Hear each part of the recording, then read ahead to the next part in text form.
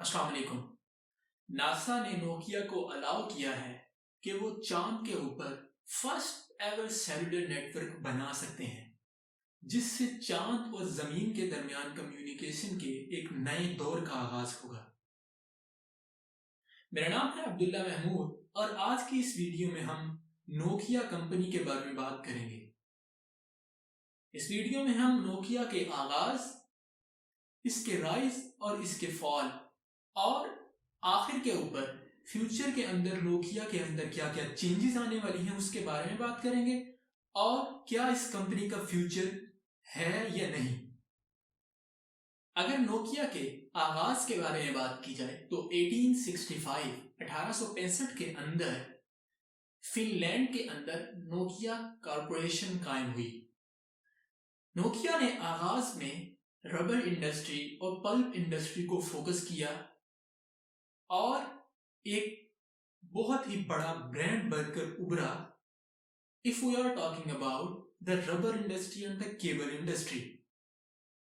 1990 में नोकिया ने telecommunication industry के अंदर अपने बहुत ही मजबूत कदम जमा लिए और क्योंकि नोकिया एक फिनलैंड की कंपनी है, सो फिनिश लोग अपनी कंपनीज को बहुत ज्यादा प्रिपेयर करते हैं और नोकिया को फिनलैंड का प्राइड कंसीडर किया जाता है। अगर हम नोकिया के राइज की बात करें तो 1990 से लेकर 1997 तक नोकिया एक वाहिद ब्रांड था जो कि मोबाइल कम्युनिकेशन या टेलीकम्युनिकेशन के अंदर एक पायदार नाम कंसीडर किया जाता था।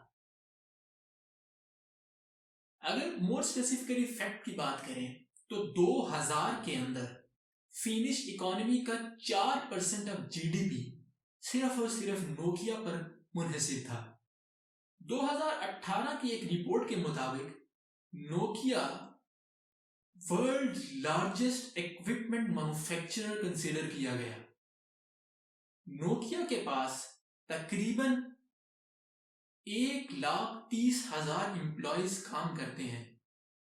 इससे यह अंदाजा लगाया जा सकता है कि नोकिया एक छोटी कंपनी नहीं, बहुत ज्यादा एम्प्लॉयज इसमें काम करते हैं और एक मल्टी बिलियन डॉलर कंपनी है।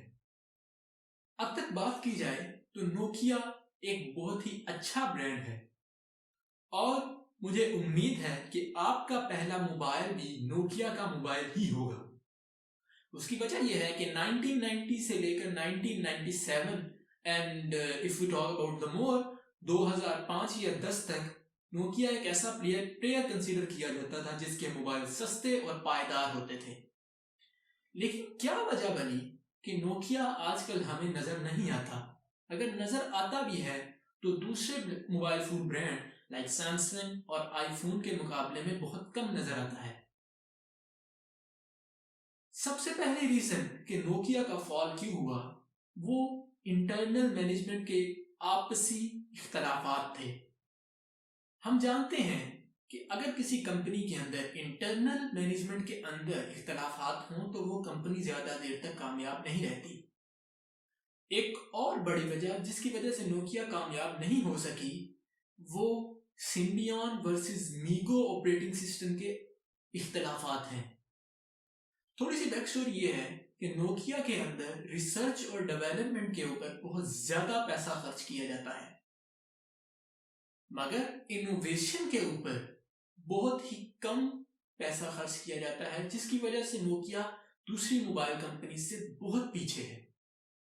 जैसा मैं बात कर रहा था कि मीगोस और सिम्बियन का एक कन्फ्लिक्ट जो था उसने कंपनी को बहुत बड़ा नुकसान पहुंचाया और बिलियंस ऑफ डॉलर्स रिसर्च के ऊपर स्पेंड करना एक अच्छी चीज है, पर हम यूजर या आम आवाम को कुछ चीज चाहिए, कोई इनोवेटिव मार्केट चाहिए, कोई इनोवेटिव मोबाइल चाहिए ताकि हम दुनिया के साथ चल सकें। नोकिया के फॉल की कहानी 2011 के अंदर और ज्यादा मुस्तहकम हो गई जब नोकिया का मोबाइल डेवलपमेंट ब्रांच माइक्रोसॉफ्ट ने खरीद लिया और इन अदर टर्म्स एक्वायर कर लिया माइक्रोसॉफ्ट ने 2011 के अंदर नोकिया को। ये किसी भी कंपनी के लिए एक बहुत बड़ा धचका होता है कि इसे कोई दूसरी कंपनी एक्वायर कर ले। और नोकिया जैसे ब्रांड के लिए, जो कि कंसीडर किया जाता है पायनियर ऑफ ऑपरेटिंग सिस्टम